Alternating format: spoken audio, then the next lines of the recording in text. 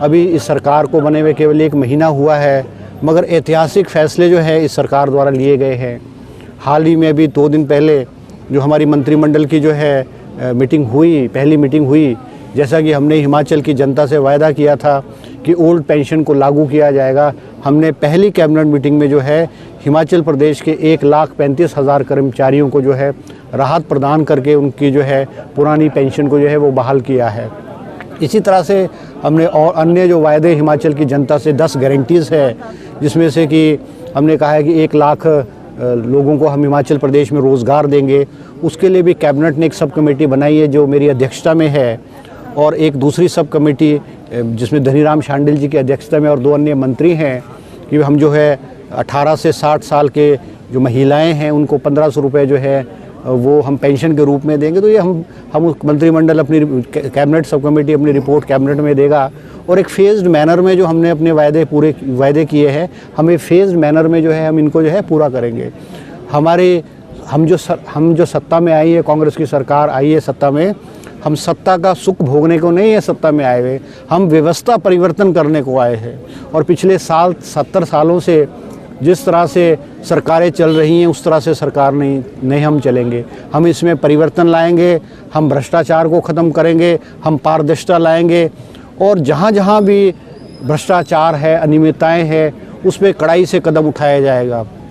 अभी हाल में आपने देखा हमीरपुर सबऑर्डिनेट सर्विस बोर्ड जो भ्रष्टाचार का अड्डा बना था, जहाँ पे जो है पेपर बिकते थे, हमारे मुख्यमंत्री के ध्यान में जब CID और विजिलेंस ने उनको नोटिस में लाया कि ऐसा हो रहा है, तो रंगे हाथों पेपर बेचने वाले कर्मचारियों को जो है वो रंगे हाथों पकड़ा गया है। ये हिमाचल प्रदेश के 14 लाख नौजवानों के भविष्य के साथ जो है खिलवाड़ हुआ करता था, और सबऑर्डिनेट सर्विस बोर्ड उसको जो है भंग कर दिया गया है। और इसका विरोध भारतीय जनता पार्टी के बहुत सारे नेता और पूर्व मुख्यमंत्री जयराम जी ने भी इसका विरोध किया है, जबकि इनको सराहना करनी चाहिए थी।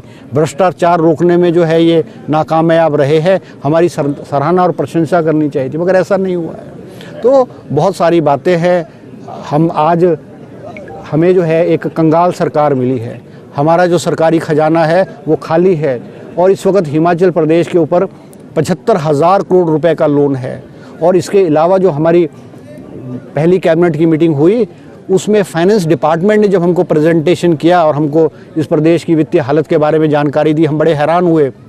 आप हैरान होंगे कि 11,000 करोड़ रुपए की देनदारी जो कर्मचारी हैं, ओल्ड पेंशनर्स हैं, उनकी कोई लगभग 10,000 की देनदारी जो 6th पे कमीशन की एरियर्स हैं उसकी देनदारी है।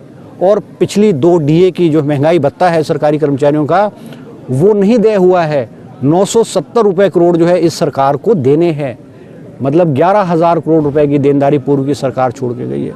तो आज जो हमारी डगर है, हमारी सरकार की जो रहा है वो आसान नहीं है, पर फिर भी हम हिमाचल प्रदेश की जनता को विश्वास दिलाना चाहते हैं कि आपने जिस आशाओं से, जिस विश्वास से हिमाचल प्रदेश में सत्ता सुखविंदर सिंह सुक्खू जी के नेतृत्व में सौंपी है, हम उस पर खरा उतरेंगे।